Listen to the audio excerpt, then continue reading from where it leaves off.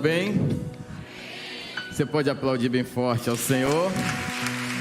Amém. Glória a Deus. Glória a Deus. Amém. Tomem seus assentos.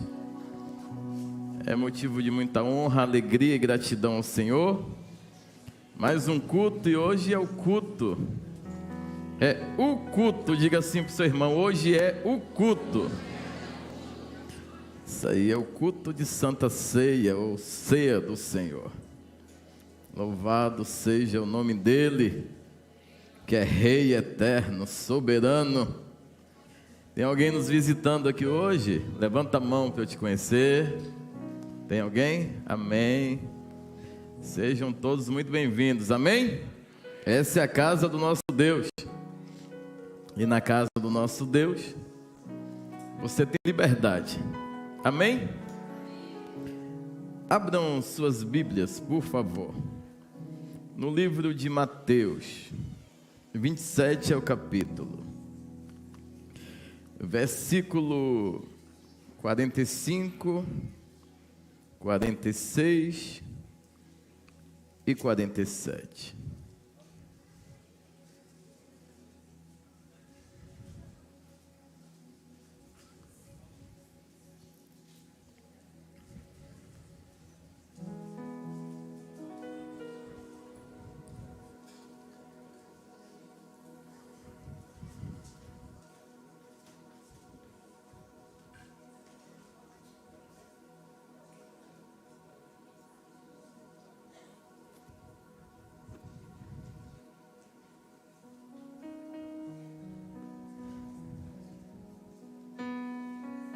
Quem achou?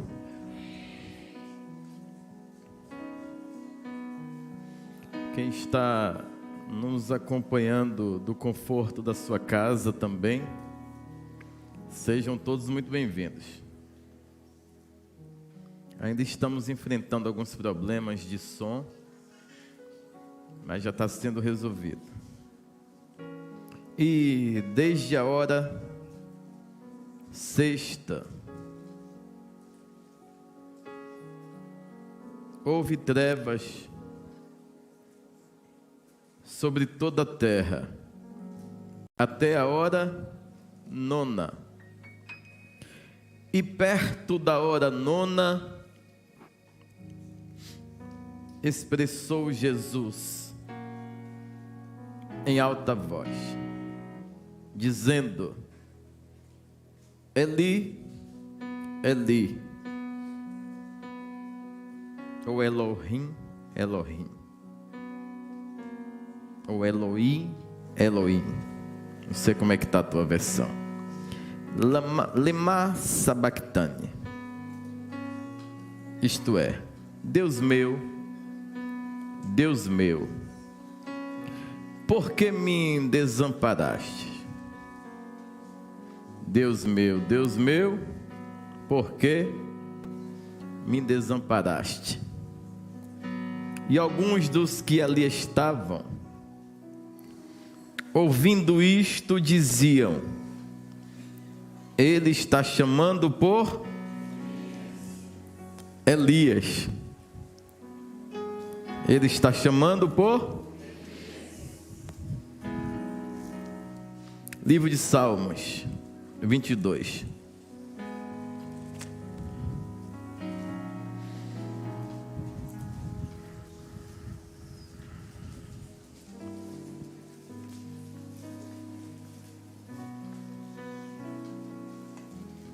Amém? Deus meu, por que me desamparaste? Por que te alongas das palavras do meu bramido e não me socorre? Deus meu, eu clamo de dia e tu não me ouves de noite, e não tenho sossego. Porém, tu és santo, o que habitas entre os louvores de Israel. Isaías 53.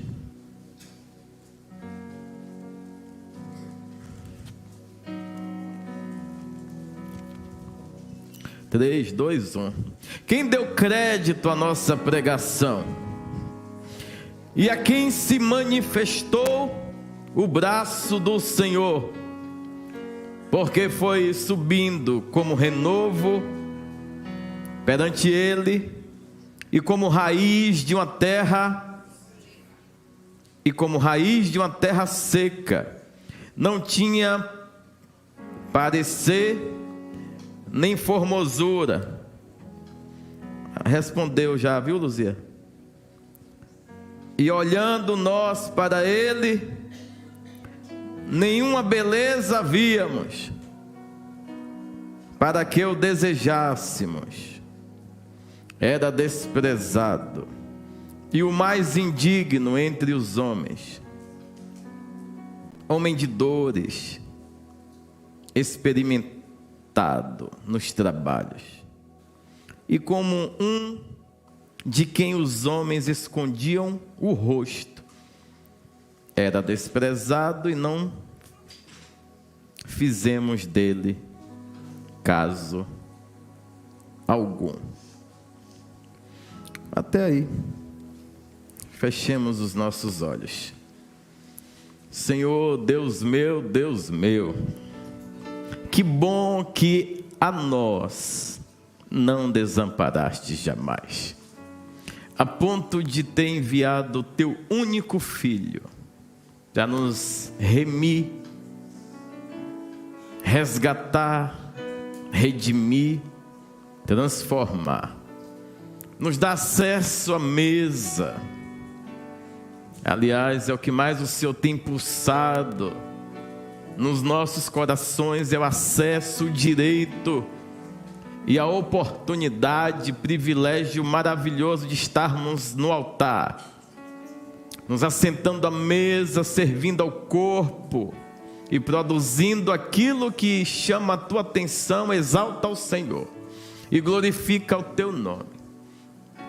Jesus se fez escárnio, Jesus se fez tudo quanto foi sorte de mazela, para que hoje pudéssemos experimentar do que estamos vivendo, uma liberdade no espírito e de espírito.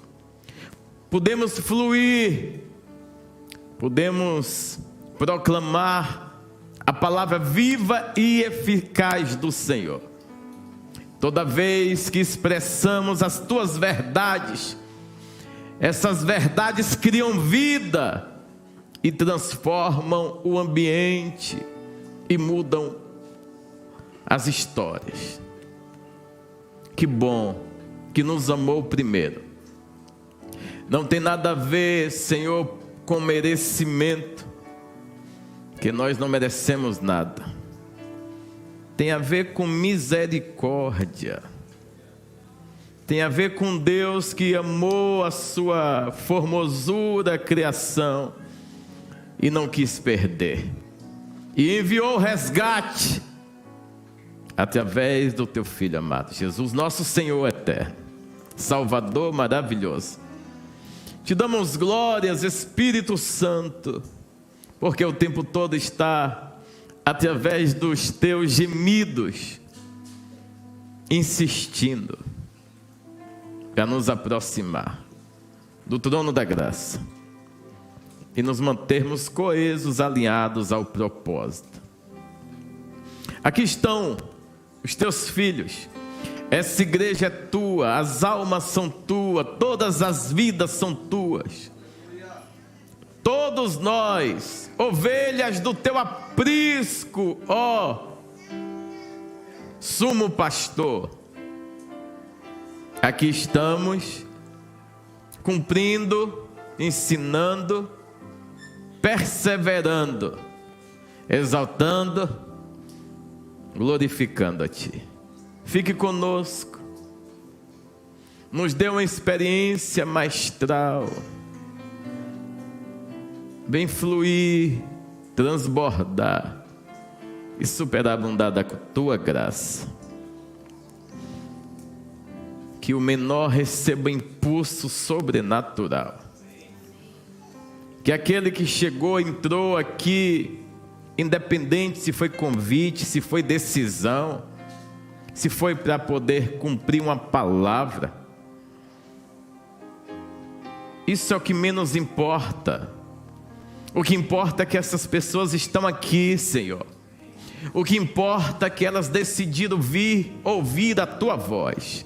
Fala livremente, faz conforme o teu querer. Usa a linha, o anzol, a rede apropriada, porque o Senhor é perfeito. E no final de tudo, seja exaltado. O único digno de ser exaltado é o Senhor. Então, de antemão, eu já tributo, devolvo toda a honra e toda a glória, louvor e exaltação a Ti. Que eu diminua e que o Senhor cresça, que eu suma e que o Senhor apareça. Repreendido seja toda dureza no coração, na alma e na mente. Declaramos que a nossa mente, o nosso coração, a nossa alma está cativa a tudo aquilo que o Senhor projetou. Estamos como aquele cordeiro mudo, disposto a sermos conduzidos ao matadouro para vivermos tudo que o Senhor tem e há de fazer. Faz tudo conforme o teu querer, em nome de Jesus, amém? Glória a Deus, aplauda forte Jesus.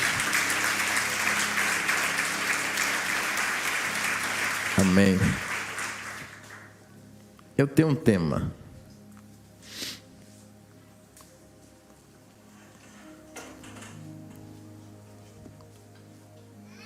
Na verdade, eu tenho 2 temas, eu estou pensando aqui. Expressando verbalmente os pergaminhos da história. Expressando verbalmente os pergaminhos da história.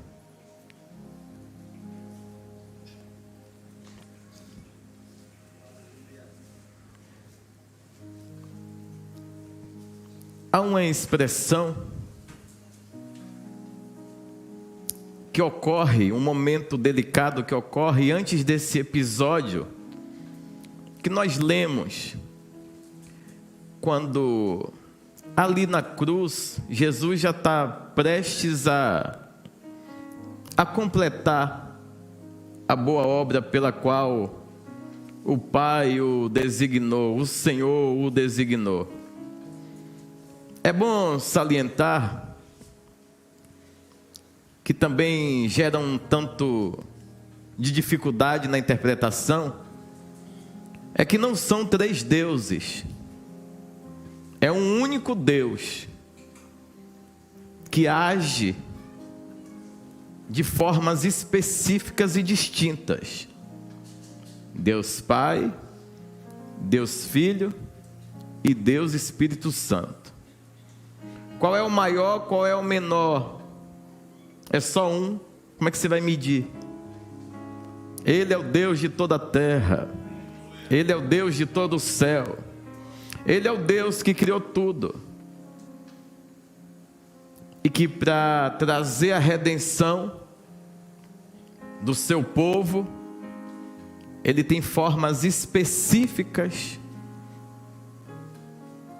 de manifestar da sua glória. Por exemplo, analisando a Bíblia Sagrada, eu não me recordo da expressão do Deus Pai, o Todo-Poderoso, num contexto histórico, bíblico, para não dar má interpretação também dentro do seu entendimento. Antes de Jesus vir, antes do Espírito Santo ele ser enviado como o outro Consolador para habitar, morar dentro de nós. Observe que o Deus único e imortal é o Deus que tem as três ações de feituras e manifestação. Esse Deus, poucas vezes ele desceu completamente, pastor Braz. Ele desceu para Abraão. Ele desceu para Moisés. Ele mesmo desceu. E não desceu dividindo as tarefas. Ele, todo poderoso, todo completo, eu sou, desceu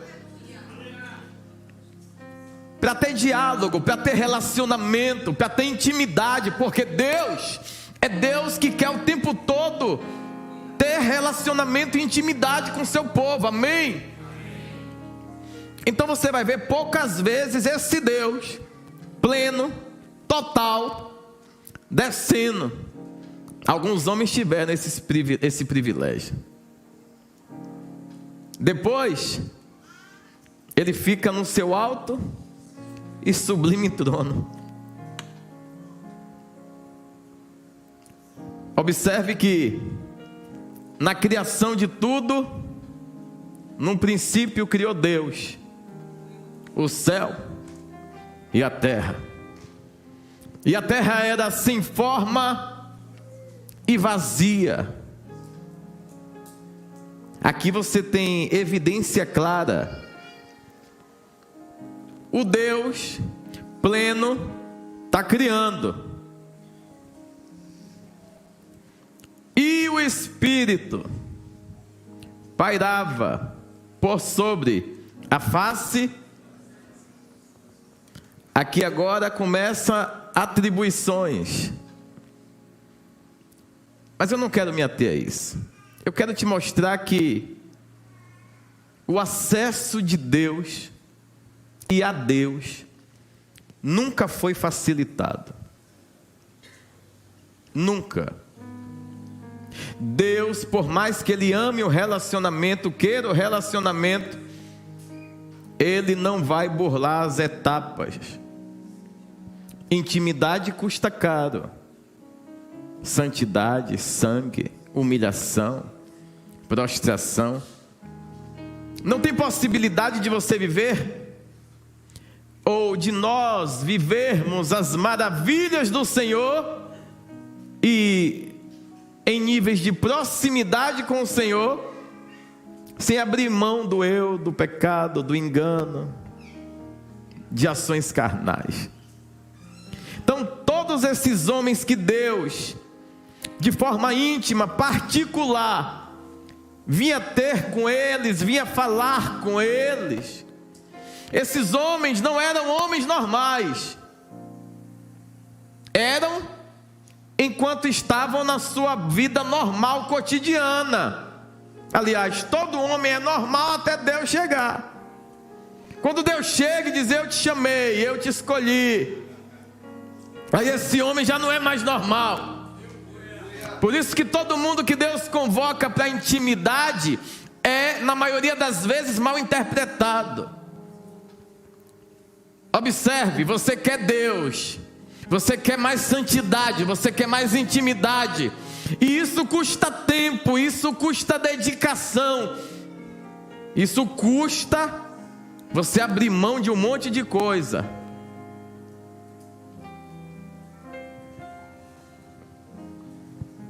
E aí ninguém vai entender.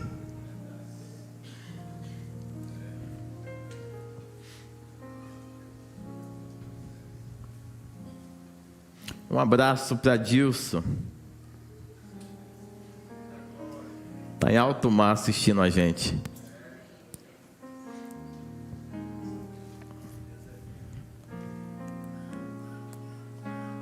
Pedi uma resposta para Deus. E lá em cima Deus me falou que está mudando o seu nível. Falou claramente.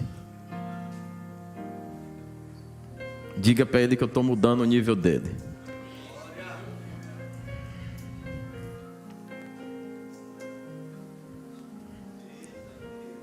Você vê que eu não vou nem lhe chamar do seu apelido, para ser sério o recado. Deus está mudando. Aleluia. E resolvendo tudo também.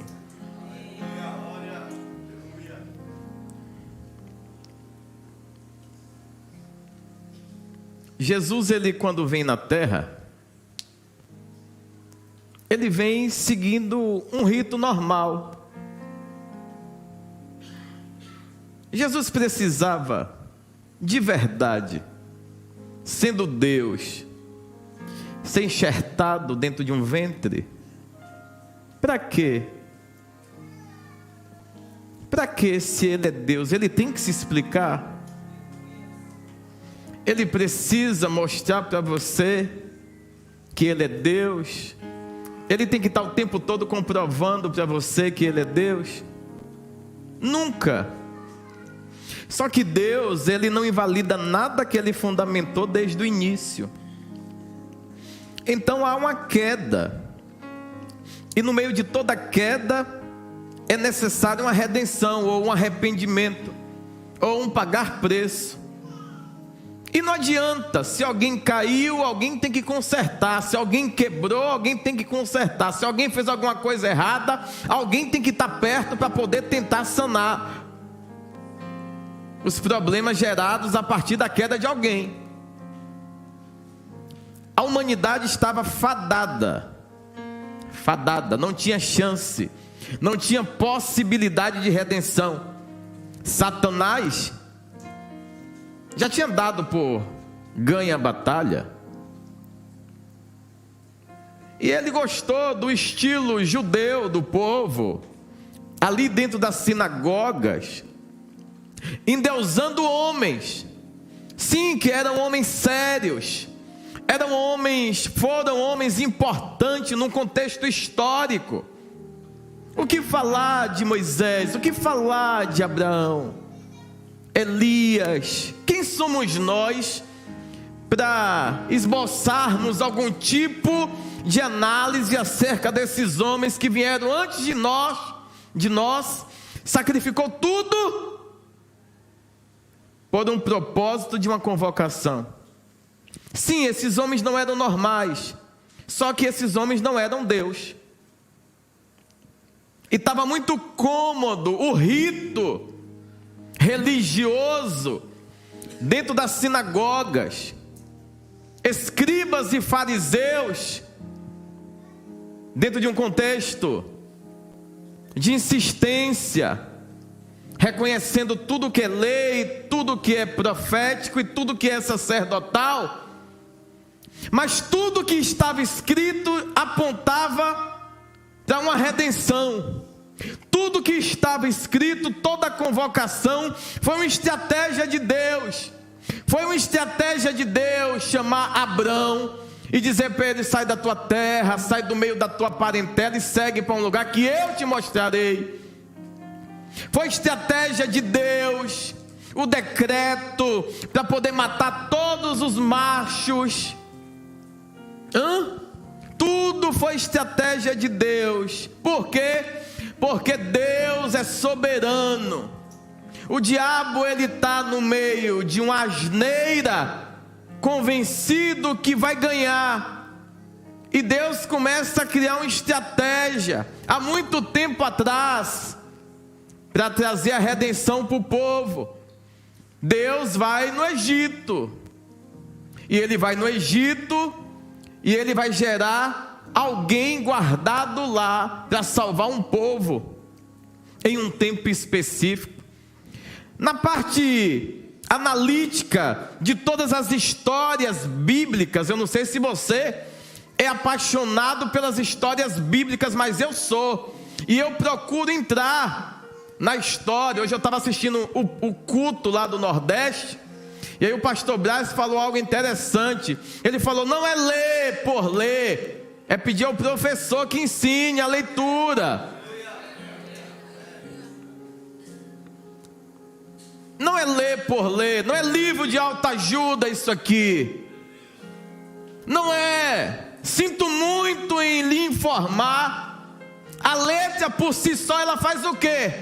Ela mata. Agora quem vivifica é o Espírito.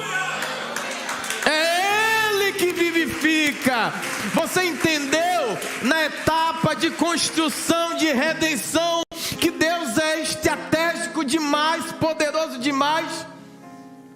Ele aparece pouco. Há uma estratégia criada.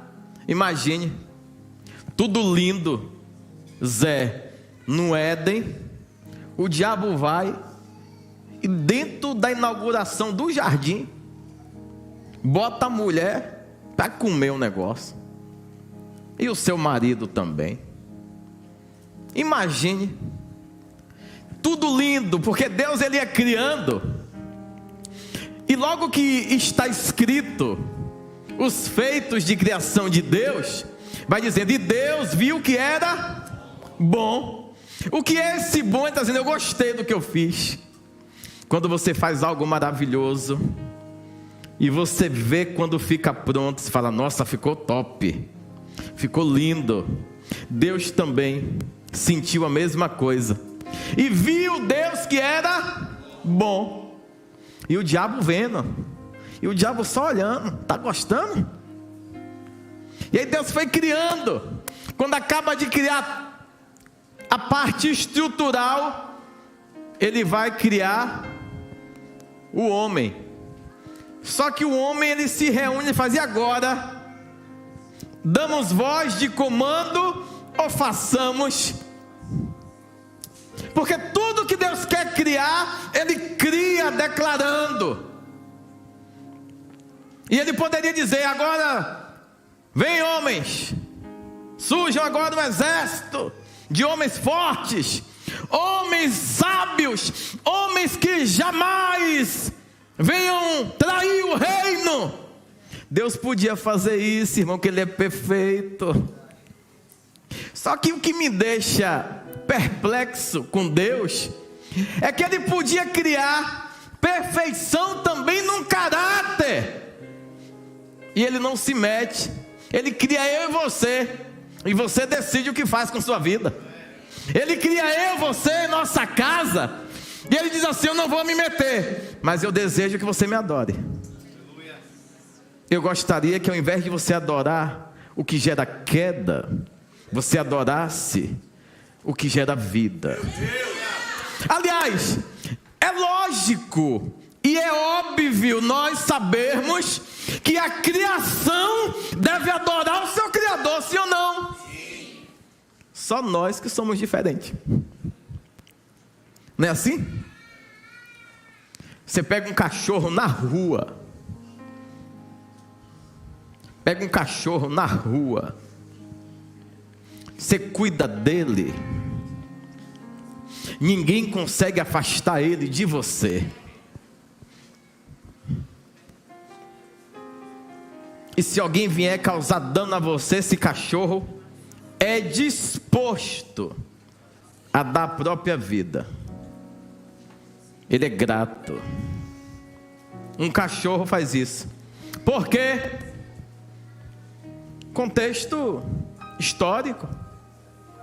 Uma palavra é liberada, e essa palavra tem que ser cumprida de eternidade em eternidade. Você vê, os animais desenvolvem feições. Animais decidem quem vai ser o dono ali. E como é que ele decide? Quem cuidou melhor dele. Só a gente, que mesmo sendo cuidado de uma forma, uau, vacilou, a gente está olhando para o lugar que não louva, que não exalta, que não engrandece. O cachorrinho sabe, o passarinho já acorda assoviando e não se preocupa com nada, porque ele sabe, eu tenho pertencimento. Na hora certa vai vir. Eu fui visitar uma terra de meu finado avô, e lá é seco. Quando eu fui, estava dando acho que uns 50 graus. Com a sensação de 200. Eu falei, aqui deve ser a entrada número 10 do inferno. Deve ser por aqui. Algum dia vai abrir, eu acho que é um portal e vai ser aqui. Só que eu fui passeando no lugar, e no meio daquela terra seca, eu vi alguns tipos de vegetações protegidas, com flores. Falei, como é que pode, no meio dessa sequidão, as flores estarem protegidas? Deus vela e zela pela sua palavra. E ali eu estava vendo, passou uma hora, os pássaros vindo comer, e cantando, se divertindo. Eu falei, nossa, que Deus é esse? Ele dá uma ordem, seque até o limite que os pássaros não passem fome. Tem muito pássaro aqui, deve ter uns 50, então tem que ter árvore suficiente. E as demais? As demais, respeite o que está acontecendo. Agora, não prive as aves. Os peixes, sabe quem criou. Toda espécie de criação sabe. Isso foi estudo feito, tá? Não é conto para poder manipular a tua mente. Todas as espécies desenvolvem sentimento de pertencimento, porque sabe que tem um dono supremo. A gente não. Os únicos kamikazes que tem é nós. Mas vamos ao assunto. O Espírito Santo, ele está vendo tudo acontecendo. E ele está aguardando uma etapa específica na história. A etapa que vai ter que morar dentro de um povo ruim, como nós. A vida dele na cruz, por um povo ruim, que somos nós. E é de pirar a cabeça mesmo, porque é o dono que quer carinho.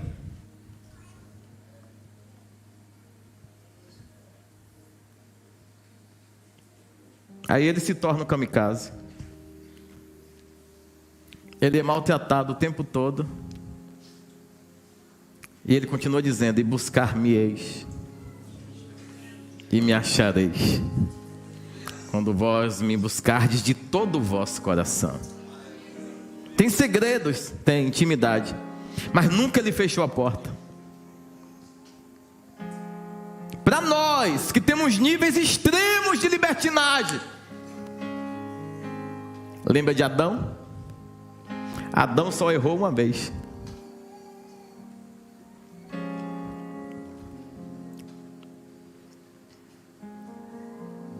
A mesa de redenção é proposta para nós todos os meses. A ceia é uma mesa de redenção. É um feito memorável para você entender que aquele que comprou sua vida, perdoou seus pecados, lhe arrancou do lamaçal, todos os meses está disposto a erguer você uma vez mais. O que é que ele falou naquela cruz afinal? Deus meu, por que me abandonaste? Quem olha assim na expressão da tradução, vai dizer, ele foi abandonado pelo Pai. Aí quem não entende a desenvoltura e a forma de ação da Trindade, vai achar que Jesus está com a síndrome de coitado e de abandono. E o que Jesus está fazendo aqui é a mesma coisa que ele fez na sinagoga. Quando ele entra na sinagoga, o doutor da lei abre um livro e dá para ele ler, para tentar pegar ele de surpresa, para ver como é que está a leitura de Jesus, para ver como é que está o entendimento, a interpretação do contexto histórico. Então ele pega um livro difícil de fazer uma análise, de fazer uma interpretação, e dá para Jesus: abre aí. E o livro que abriu, quem está lá vai ter que ler, entender, explicar e convencer. E o livro que ele abre é o qual? Que diz assim: o Espírito do Senhor, Deus,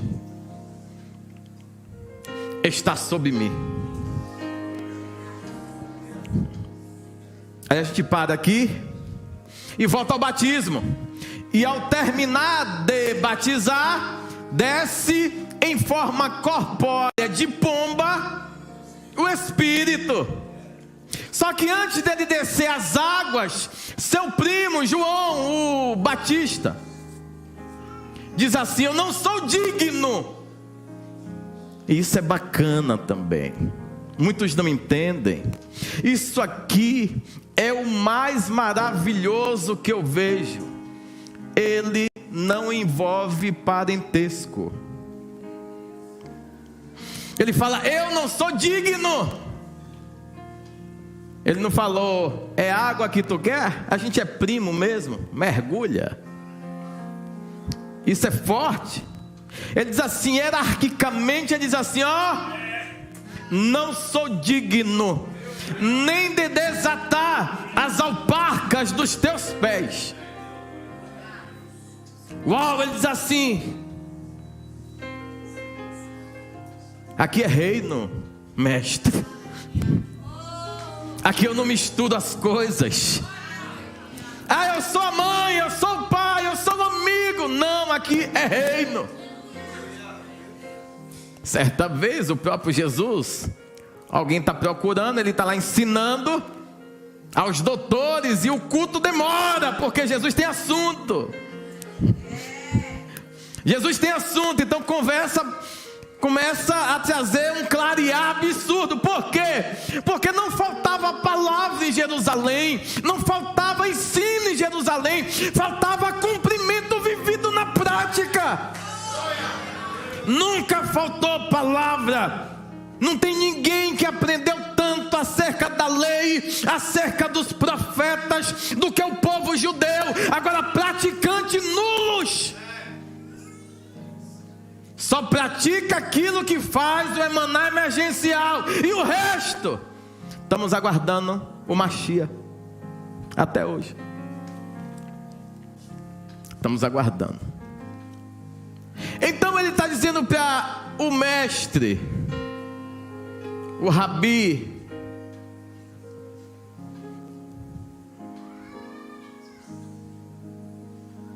a minha patente é menor, e meu parentesco com o Senhor não pode ser colocado aqui em questão. Esse negócio diz assim: eu sou primo. É Jesus? Meu primo, pô. Ele só está passando porque eu preparei o caminho. Imagina João falando isso. João fica maluco, porque o peso de glória em um momento deixa ele confuso. Ele fala assim: eu não sei se eu estou doido. Ele manda 2 discípulos perguntar ao mestre: é o Senhor mesmo? Porque agora até minha cabeça ficou maluca.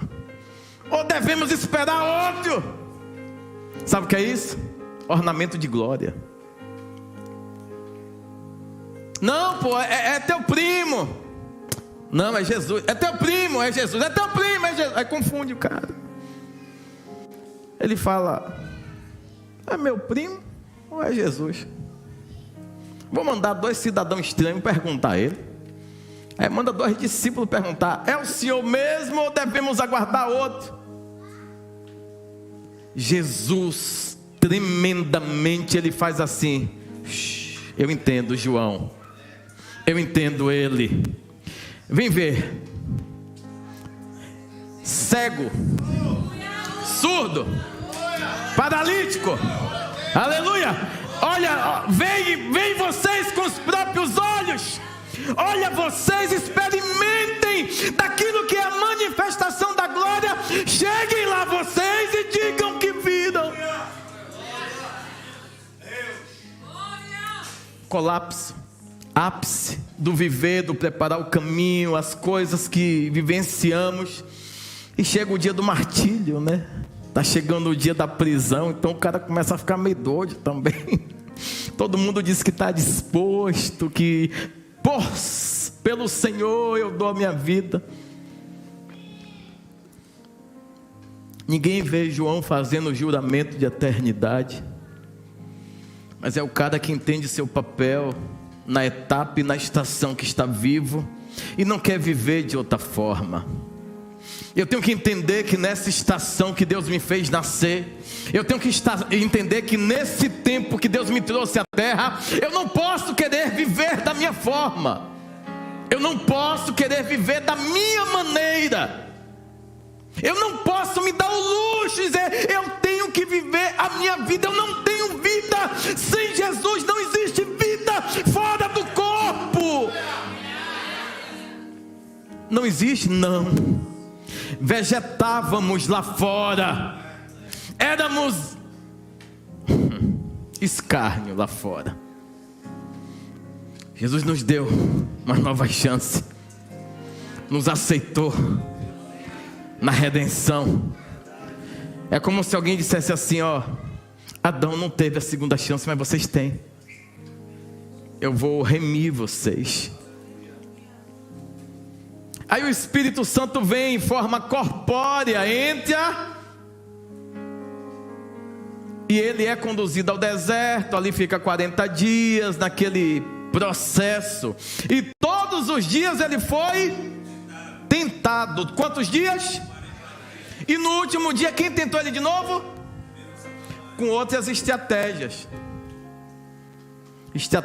Quando a estratégia da acusação não funcionar, da difamação não funcionar, da desordem não funcionar, do descrédito não funcionar, não pense em você que o diabo vai mudar e vai parar. Ele vai elaborar um novo plano de ação. O diabo pensa, ele vai sentir fome. E contexto histórico: quem sente muita fome entrega o jogo. Então ele pensou que Jesus, assim como a maioria das pessoas que nunca suportaram o peso extremo de ornamento de glória, iria também fazer a mesma coisa.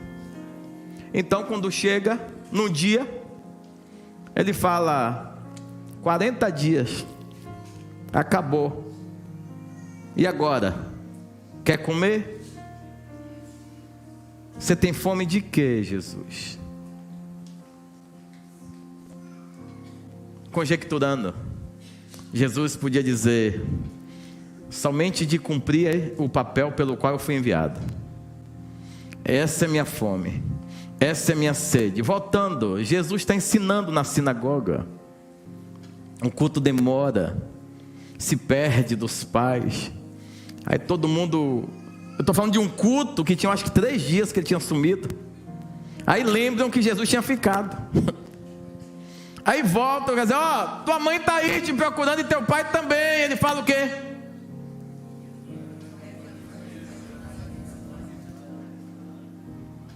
Ele está dizendo: manda papai e mamãe tomar uma aula com João.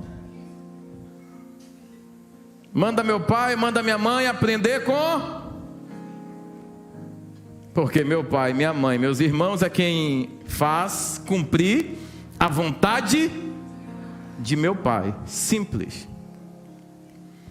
O bom militante, ele não se envolve com coisas e administração de coisas na terra.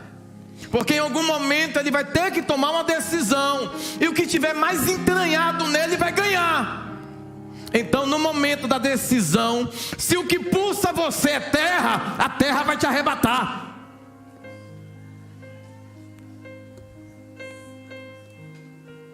E como peregrinos, vivemos, passamos, mas não podemos criar aspectos de raízes profundas nessa terra, que o nosso Redentor foi preparar o lugar para nós. Então, meus amados irmãos, e você que está nos assistindo, ele chega na sinagoga e diz: o Espírito do Senhor está sobre mim. Prove! Era só você ter ido no batismo, porque ele me ungiu. Ungiu como? Ungiu. Você estava lá? Não. Então, quando eu desci as águas, eu subi, ele desceu sobre a minha cabeça. Depois, ele disse: pregue as boas novas. Enfim, ele termina, ele olha para todo mundo que está lá, fecha o livro, entrega ao responsável e fala: gente, hoje cumpriu-se na minha vida isso que a Bíblia está falando, isso que o livro está falando. Eu estou aqui. Aí, meu amigo, aí o pessoal ficou maluco, porque estão tudo acostumado a ver bons leitores, mas cumpridor quase nenhum. Então Jesus, ele é o leitor, cumprindo a revelação acerca dele próprio, para salvar a multidão que estava ouvindo de boca aberta. E aí os doutores vão dizer: quem é esse cara, pô? Ele é maluco, tem que parar ele. Por quê? Você vê como o povo fica ouvindo ele? Você vê? Parece que sai poder da boca, parece que emana algo dele. Não, tem que parar ele, tem que parar ele. Num lugar que só tem leitor, quando chegar um explanador minucioso que cumpre, uma revolução está prestes a começar. E eu creio nisso. Leitores cumpridores. Lê e pratica, lê e pratica, lê e pratica, lê e pratica. Pessoas que vão sair do culto e vão continuar na sua casa mergulhando. Ele, Jesus, ele diz assim: na sinagoga se cumpriu uma profecia na minha vida. Hoje aqui, escuta, ele está na cruz. E aqui é a parte maravilhosa, porque ele na cruz, ele fala: Eloi, Eloi, em aramaico. Ele fala, aqui agora é só para quem entendeu. Traduz, traduz. Não. Porque quando eu falei na sinagoga, vocês não entenderam. Vocês duvidaram. Então agora eu falo na língua nativa local. Uau! O povo vai ficar maluco, porque Jesus está pregando na língua deles, nativa. E eles estão ouvindo tanto leitores que nem se lembram mais o idioma original, ou o dialeto original, ou o porquê do propósito do profeta ter vindo, ou o porquê do propósito do sacerdócio ser criado. Então ele está dizendo: ei, Deus meu, por quê? O cara falou assim, ele está chamando por Elias. Ele está chamando por... Viu que ele não era? O problema de você estar em um lugar que tem muito rito e pouco cumprimento é esse. Você está muito lendo, mas praticando nada. Quando manda você praticar, você diz: é o quê? É Elias? É Josué? É Caleb? É o quê?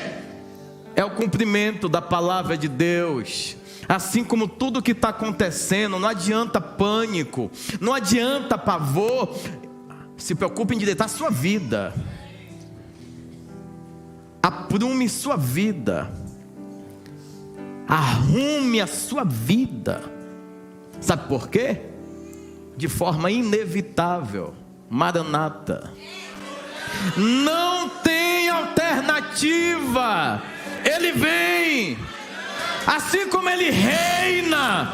Assim como Ele está. Aplauda forte ao Senhor. Glorifique a Ele. Aleluia. Oh, glória. Então, Ele está dizendo mais uma vez naquela cruz, há cerca de 400 anos atrás, uma angústia tomou conta de Davi, ele não entendeu o porquê. Fica olhando o que é a engrenagem bíblica se cumprindo no Novo Testamento. Ele não está dizendo para o povo que está sofrido com abandono. Ele está dizendo: eu estou lendo um livro, vocês não querem que eu leia? Eu estou lendo. Sem o livro na mão, ele está com os braços abertos e está lendo. Sabe o que? Era um dos livros mais lidos dentro da sinagoga e o povo nem sabia o que ele estava falando. Ele está dizendo: Deus meu, por que me desamparaste? Ele está dizendo: lembra de Davi? Lembra de Davi? Quando eu passo na rua, que o povo quer cura, o povo fala que eu sou filho de quem? E manda quem ter compaixão e misericórdia? Davi ou eu?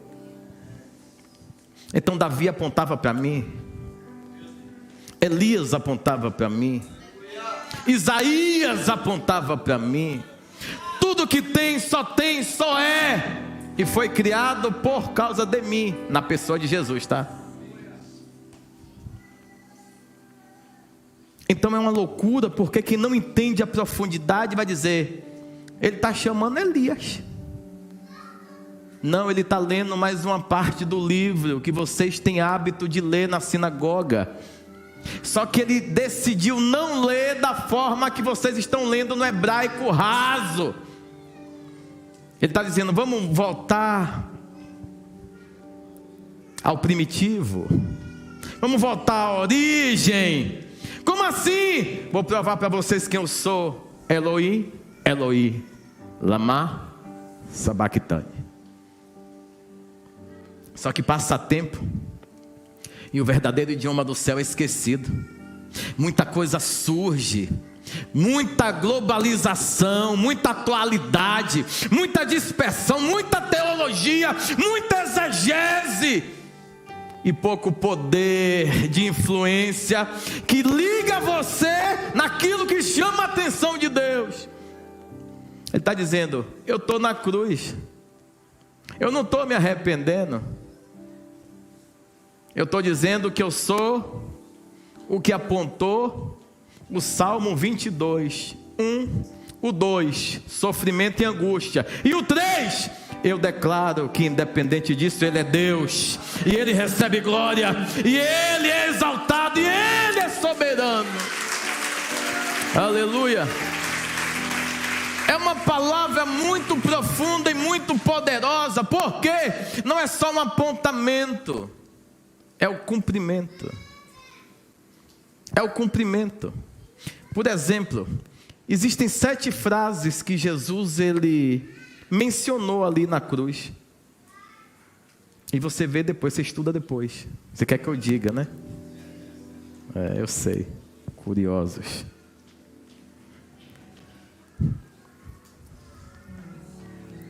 Primeiro, Lucas 23, 34. Quando começa o momento da crucificação, ele já pede ao Pai: Pai, perdoa, porque eles não sabem o que estão fazendo. Ele já ensina o exercício do perdão, independente dos males que causem a nós.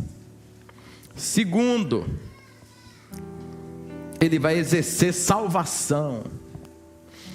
Lucas 23, 43. Hoje estarás comigo no paraíso. Ele fala para um daqueles bandidos que se converteram e deixou de ser bandido, né?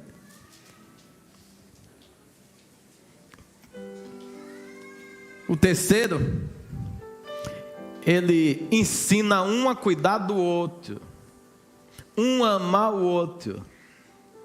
Ele diz assim: mulher, eis aí o teu filho. Filho, eis aí a tua mãe. João 19, 27. Quando ele manda João tomar conta da sua mãe. Quarto, 1, 2, 3, 4. O que nós já lemos. Deus meu, Deus meu. O último, tenho sede. João 19, 28. As frases, tá? Você não achar que tinha uma referência para cada. Que eu sei que você talvez está contando. 1, 2, 3, 4, 5, 6, 7. A cruz é a revelação clara que Deus ama a sua criação e que não ficou satisfeito com a crueldade que sucedeu no jardim e decidiu a todo custo, a todo preço, a preço de sangue, enviar seu único filho. E aqui eu sei que pira a cabeça de alguém. Deus, sendo Deus, gerou um filho?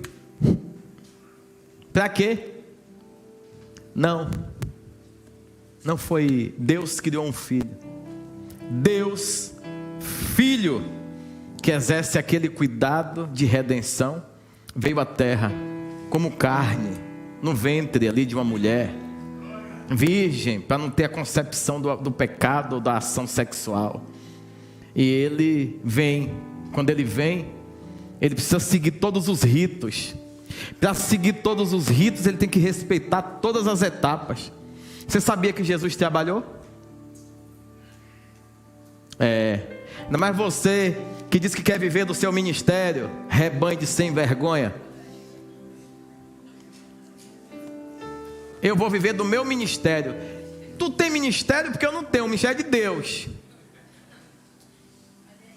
que por misericórdia chamou a gente para poder cumprir um ofício.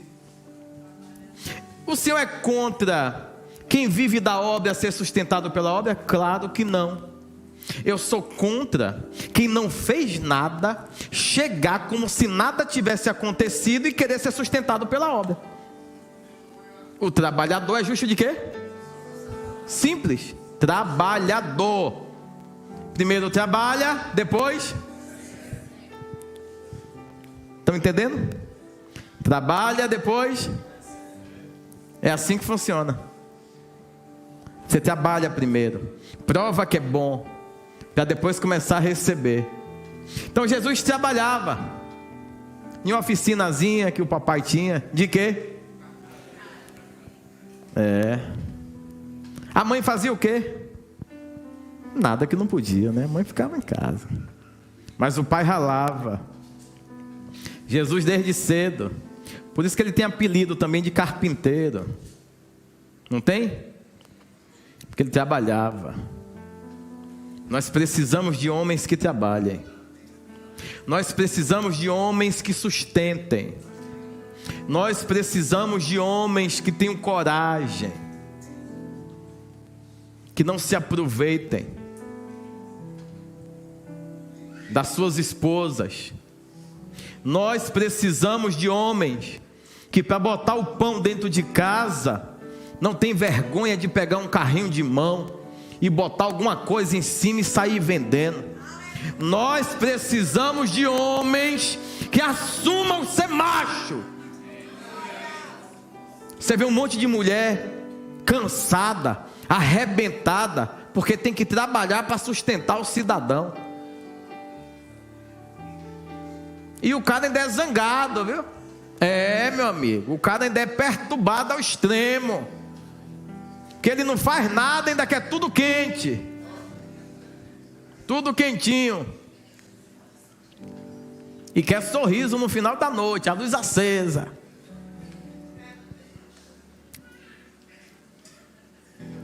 Eu não estou falando para etapas que o homem enfrenta.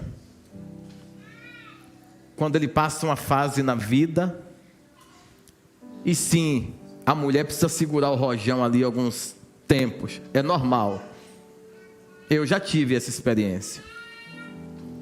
Agora, eu aceitava, mas incomodado, doido para sair na rua, vender qualquer coisa, para poder voltar com o pão para dentro de casa.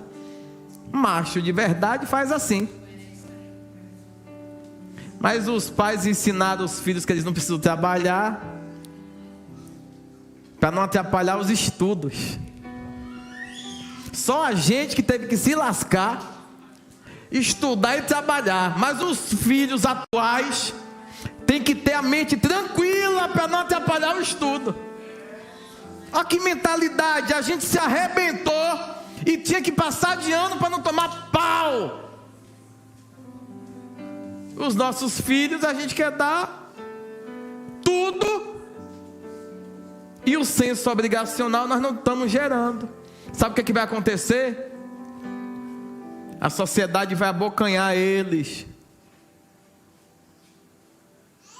Processos de evolução, distorção. E quem chamar o filho a atenção, o mundo vai mandar ele dar queixa do pai. Dizer, não, você tem seus direitos. Você tem seus direitos. Aí é um monte de filho atrás de direito. É filho denunciando o pai, porque o pai deu um polimento cristalizado.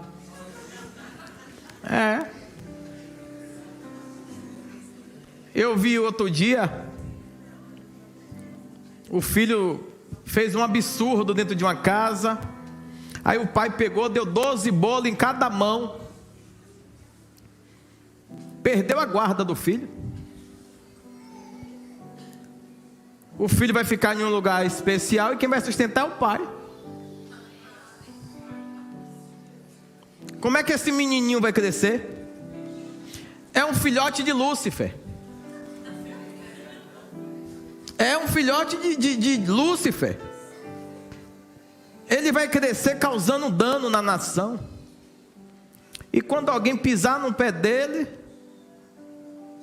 não sabe o que é resiliência, não sabe. Aí tem umas meninas, umas mocinhas que o pai está cuidando, no leite de cabra, nas essências aromáticas, preparando as bichinhas para Deus apresentar um futuro maravilhoso. Aí essa moça vai ter que ir para a faculdade. Infelizmente, até as faculdades cristãs não dão exemplo, não desagradando e desonrando a todas, mas a grande maioria se modelaram em costumes e ritos mundanos. Aí as filhas vão para essa faculdade, chega lá, encontra esse filho de Lúcifer, fazendo um nível superior, bancado por alguém que não pode atrapalhar a vida dele, o aprendizado. Só que essa raça são bons de papo e tem encantamento do diabo. Aí as mocinhas, sabe as gazelas? 5 minutos de conversa com a peste dessa, fala, encontrei o amor da minha vida. E aí a mocinha não procura saber quem é esse cara, a história dele, para saber o que foi que ele já fez. Todo filho que virou demônio dentro de casa, com os pais, desonrou o pai, não queiram conta, vai fazer pior com você, a história só vai se repetir. com esse papinho que a infância foi muito sofrida. Foi? Então resolva a sua infância para não levar ninguém à destruição dentro de casa. Minha infância foi. E aí eu tenho que fazer a mesma coisa na minha casa? Não, eu sou curado, sou lavado, sou remido no sangue de Jesus. Mas não sei porquê, eu acho que o recado de trabalho foi só para alguém aqui que estava meio achando que ia viver sem fazer nada. Voltando à cruz, Eloi, Eloi, lama sabachthani. Deus meu, por que me abandonaste? Você sabe o que é que ele está dizendo aqui para aquele povo que estava lá todo vendo? Ele está dizendo: ei, eu não vim fazer a minha vontade, eu vim aqui para salvar vocês. E por que que ele repete algumas frases ali na cruz?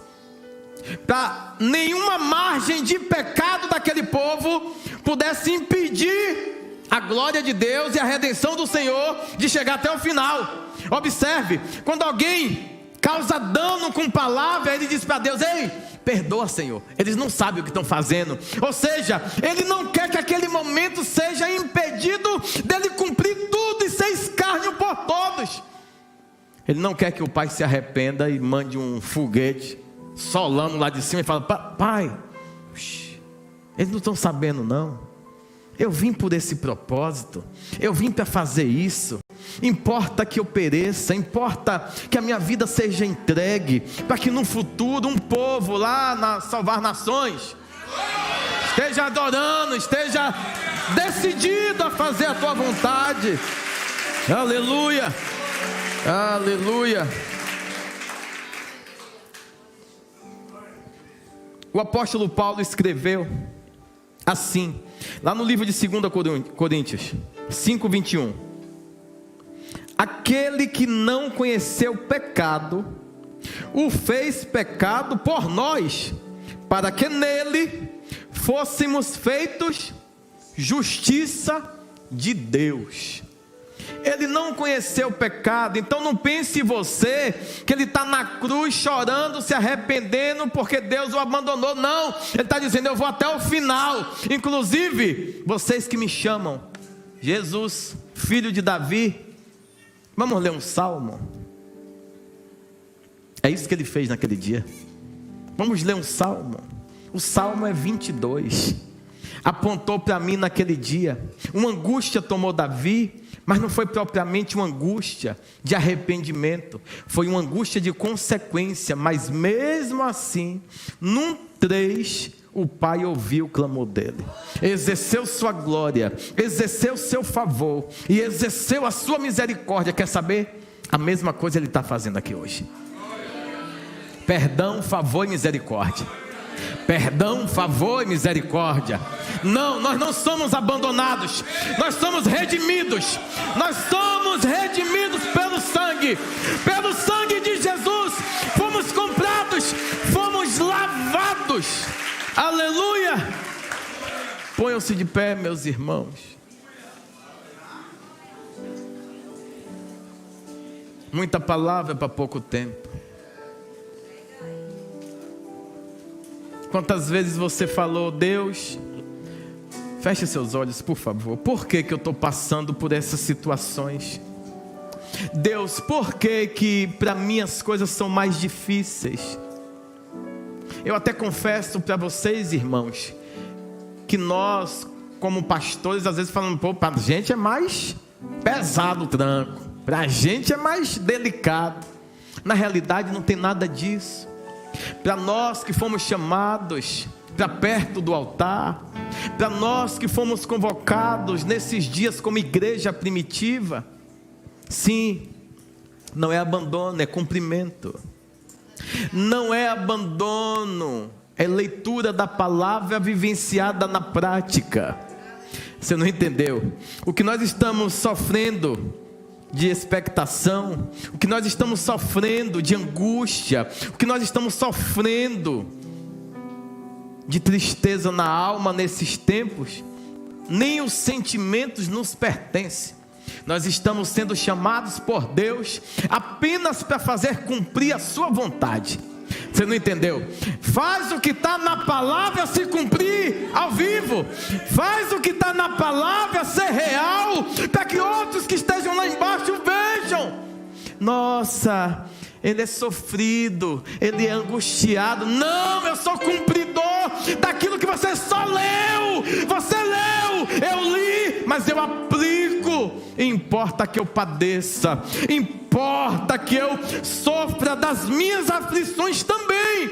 E assim eu vou glorificando o nome de Jesus e dando oportunidade de novas vidas terem experiência com Ele. Fecha teus olhos. Você está entendendo essa palavra? Você que entrou aqui nessa noite, veio cultuar, veio adorar o Senhor, mas eu quero saber se tem alguém aqui que ainda não fez aliança com Jesus. Antes de nós nos assentarmos na mesa para cearmos, eu queria saber se tem alguém aqui que gostaria de fazer uma aliança, confessar Jesus como seu único Senhor, suficiente e exclusivo Salvador. Eu queria saber se tem alguém aqui. Tem que ter coragem? Tem que ter coragem, porque o mundo apresenta um monte de alusão e ilusão.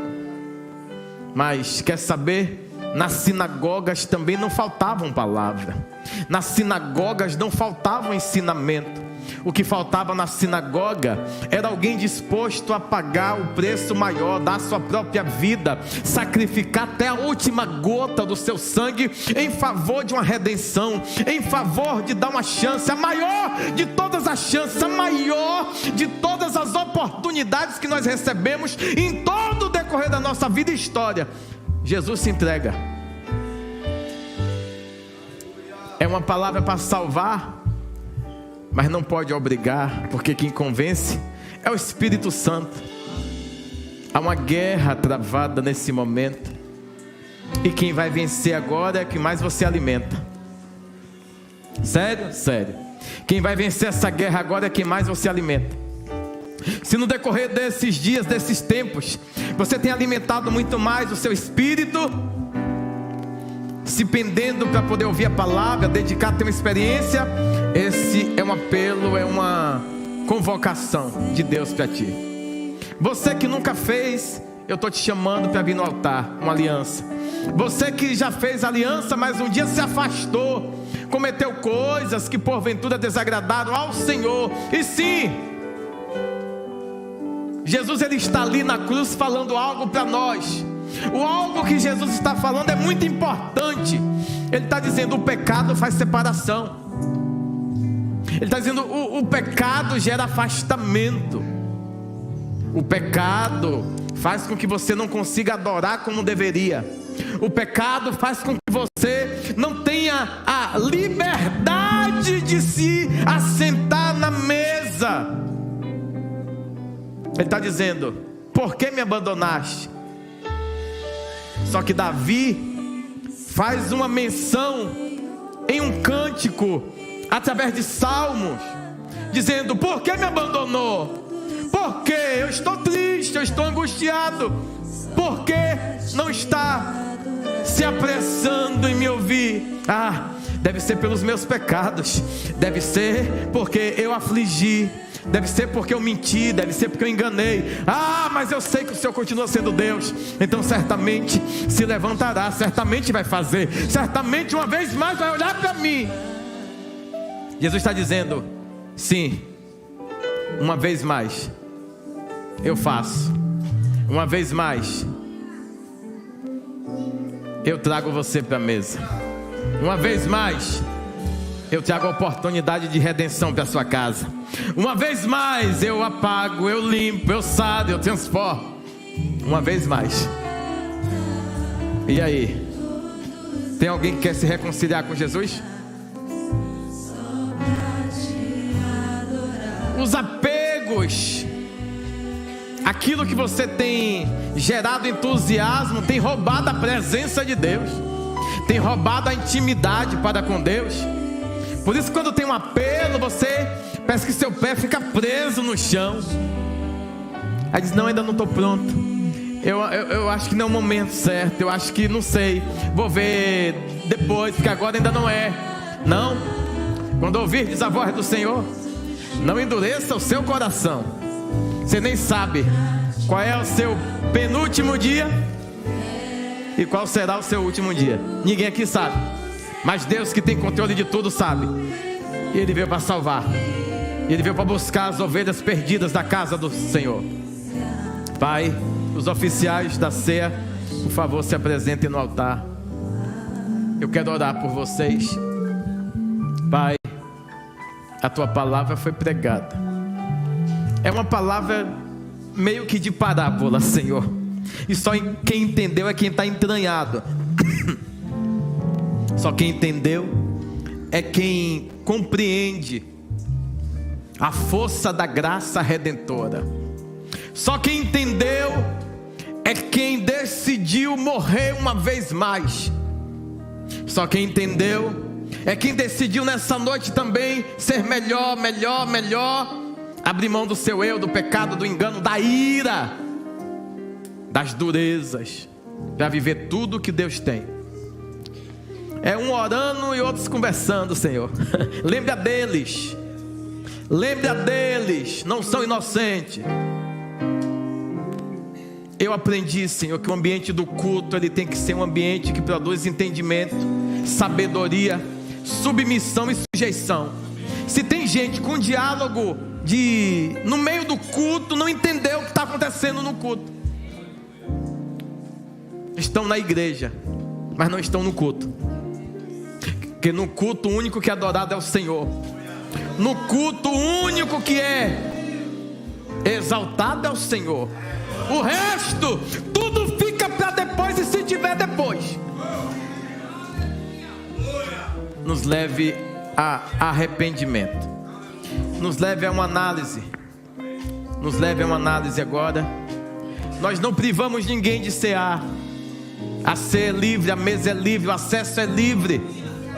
Agora não continue cultivando o pecado, porque o Cordeiro de Deus que tira o pecado do mundo quer limpar você por completo nessa noite. Quer sarar você por completo nessa noite. Imagina, o corpo de Jesus é o pão, e você come e há de forma instantânea nas esferas espirituais uma substituição, um fortalecimento. Tudo que é fraqueza em você é substituído pela fortaleza de Cristo. E o sangue, o sangue é tremendo. O sangue tira tudo aquilo que é imoralidade, tudo aquilo que é incapacidade, e vem com a força prepulsora de Jesus. Aleluia! Então o sangue tem vida, o corpo tem vida. É um ato memorável, mas é real. Ele falou: fazer isso em memória de mim. Oramos pelo